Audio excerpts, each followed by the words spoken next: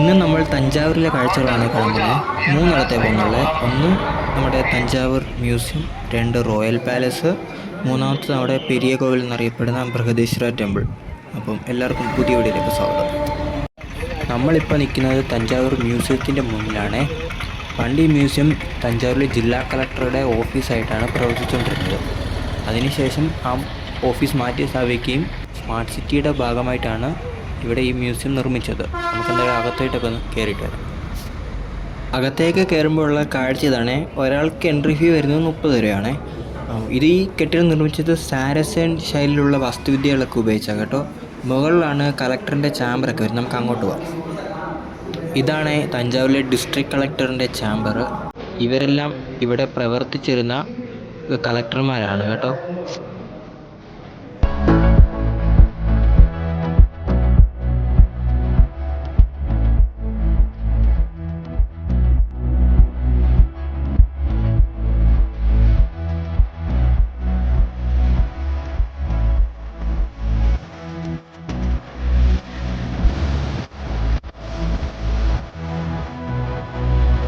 നമ്മളിപ്പോൾ പോകുന്നത് തഞ്ചാവൂർ പാലസിലോട്ടാണ്. മ്യൂസിയത്തിൽ നിന്ന് ഒരു 700-800 മീറ്റർ ഉള്ളൂ നടക്കാൻ. ഇവിടെയാണെങ്കിൽ നല്ല വെയിലുമാണ്, അതുപോലെ തിരക്കാണ്. ദീപാവലിയൊക്കെ വരുന്നുണ്ട്, നല്ല തിരക്കാണ്. തഞ്ചാവൂർ പാലസിലേക്ക് കയറുന്ന കവാടമാണ്. അകത്തേക്ക് കയറാനുള്ള ടിക്കറ്റ് എടുത്ത് ഒരാൾക്ക് റേറ്റ് വരുന്നത് 30 രൂപ. ഇവിടെ അല്ലാതെ വീഡിയോ എടുക്കാനും ഫോട്ടോ എടുക്കാനൊക്കെ സെപ്പറേറ്റ് റേറ്റാണ് കേട്ടോ. നമുക്ക് അകത്തേക്ക് പോകാം. നമ്മളിപ്പോൾ നിൽക്കുന്നത് മറാത്ത ദർബാർ ഹാളിൻ്റെ മുന്നിലാണ്.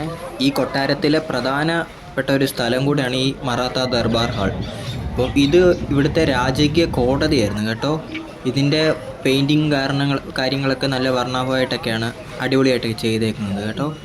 അതുപോലെ തന്നെ ഇതിൻ്റെ ഉൾവശത്തിൻ്റെ അകത്ത് വെച്ചിരിക്കുന്നത് ഹിന്ദു ദേവതകളുടെയും അതുപോലെ മറാത്ത ഭരണാധികാരികളുടെയും ചിത്രങ്ങളും കാര്യങ്ങളൊക്കെയാണ് കേട്ടോ. ഇതാണ് തഞ്ചാവൂരിലെ ആർട്ട് ഗാലറി എന്നറിയപ്പെടുന്നത്. തഞ്ചാവൂരിലെ ആ ബൃഹദീശ്വര ടെമ്പിളിൻ്റെയും കാര്യങ്ങളൊക്കെ ഇവിടെ കൊത്തുപണികളായിട്ട് നല്ല വർണ്ണമായിട്ട് ചെയ്തിട്ടുണ്ട്. അതിൻ്റെ തൊട്ടപ്പുറത്ത് ഈ കാണുന്നതാണ് ഇവിടുത്തെ ബെൽ ടവർ, അതായത് മണിമണ്ഡപം എന്നറിയപ്പെടുന്നത്. ഇതാണ് ടിക്കറ്റ്. നമുക്ക് ആദ്യം നമ്മൾ വെളിയിലെടുത്ത ഒരു ടിക്കറ്റ് മതി. പിന്നെ ഇതാണ് തഞ്ചാവൂർ പാലസ്. ഇവിടെയുള്ള ഒരു അരൺമന എന്നാണ് ഇതിനെ പറയുന്നത്.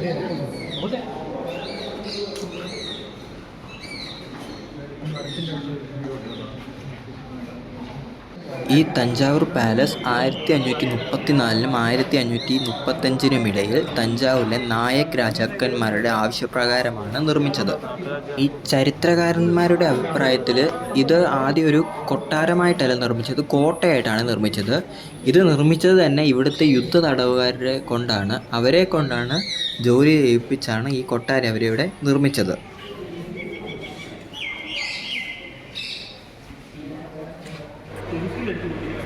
ഇത് കണ്ടോ നിങ്ങൾ, ആ മുകളിൽ ആ ചുമരുകളിലെല്ലാം ആർട്ട് ചെയ്തേക്കുന്നത്. സമ്മതിക്കണം കേട്ടോ, ഇതൊക്കെ ചെയ്തവരെ അടിപൊളി.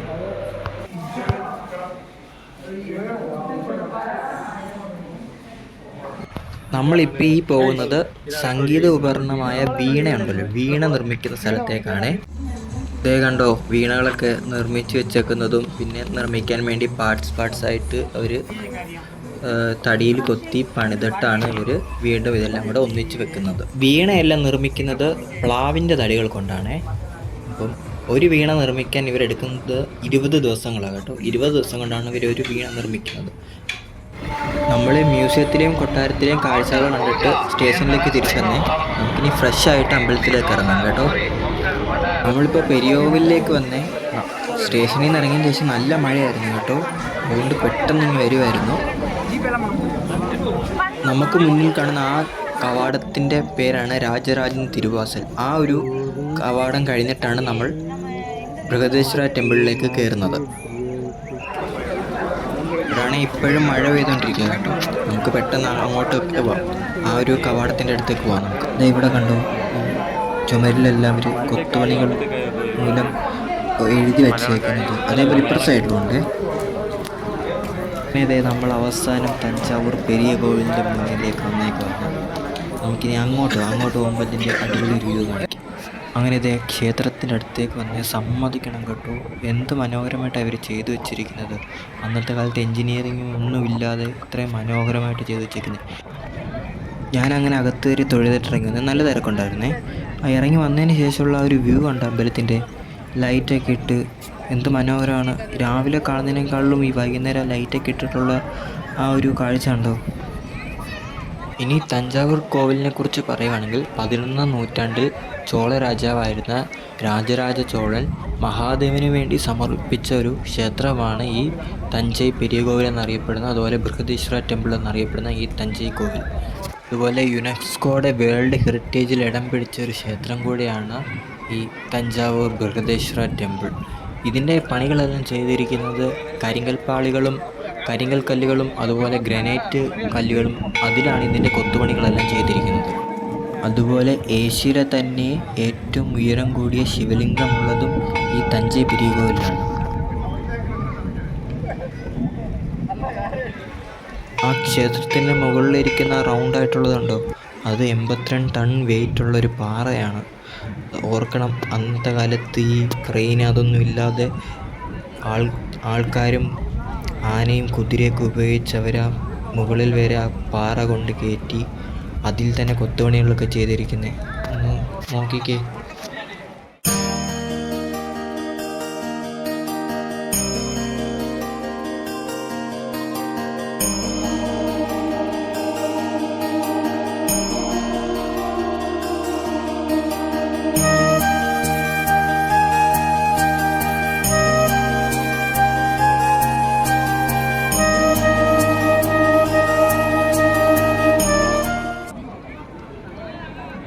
ഈ നന്ദിയുടെ ശില്പം ഒറ്റക്കല്ലിൽ കൊത്തിയെടുത്ത നന്ദിശില്പമാണിത്. അത് ഈ ക്ഷേത്രത്തിൻ്റെ മറ്റൊരു പ്രത്യേകത കൂടിയാണ്. തഞ്ചാവൂർ ക്ഷേത്രത്തിനുള്ളിൽ തന്നെ ഷോപ്പുകളൊക്കെ ഉണ്ട്. ഇവിടെ തഞ്ചാവൂരിലെ തന്നെ പ്രധാനപ്പെട്ട ഒന്നുണ്ട്, തഞ്ചാവൂർ ബൊമ്മ. അതിവിടെ വാങ്ങാൻ കിട്ടും കേട്ടോ. ഇതേ കണ്ടിരിക്കുന്നുണ്ടോ, ഇതൊക്കെ നല്ല ക്വാളിറ്റിയുള്ള സാധനങ്ങളാണ് കേട്ടോ, ഫൈബറിലൊക്കെ പണിതേക്കുന്നത്. അത് കണ്ടോ, നമ്മുടെ കഥകളിയുടെ രൂപത്തിലുള്ള ബൊമ്മയൊക്കെ. ഈ ബൊമ്മകളുടെയൊക്കെ റേറ്റൊക്കെ തുടങ്ങുന്നത് 400-500 രൂപയ്ക്ക് മുകളിലാണ്. തഞ്ചാവൂർ ക്ഷേത്രത്തിൻ്റെ പുറത്തോട്ടൊക്കെ ഇറങ്ങിക്കഴിഞ്ഞാൽ ഇഷ്ടംപോലെ കടകളുണ്ട് വാങ്ങാൻ പറ്റിയ. നമ്മുടെ തഞ്ചാവൂർ സ്റ്റേഷൻ്റെ അടുത്ത് ഗവൺമെൻറ് വെരിഫൈഡ് ആയിട്ടുള്ള കടയുണ്ട്. അവിടെ ആയാലും വില കുറഞ്ഞ അളവിൽ തഞ്ചാവൂർ ബൊമ്മയൊക്കെ വാങ്ങാൻ കിട്ടും. അപ്പോൾ ഇതൊക്കെയാണ് തഞ്ചാവൂരിലെയും തഞ്ചാവൂർ ക്ഷേത്രത്തിലെയും കാഴ്ചകളൊക്കെ. അപ്പോൾ എല്ലാവർക്കും വീഡിയോ ഇഷ്ടപ്പെട്ടെന്ന് കരുതുന്നു. എന്തെങ്കിലും പോരായ്മകളൊക്കെ ഉണ്ടെങ്കിൽ പറയുക, നമുക്ക് അടുത്ത തവണ വരുമ്പോൾ എല്ലാം ശരിയാക്കാം. അപ്പം എല്ലാവർക്കും പുതിയ വീഡിയോ ആയിട്ട് കാണുന്നവരെ ബൈ ബൈ.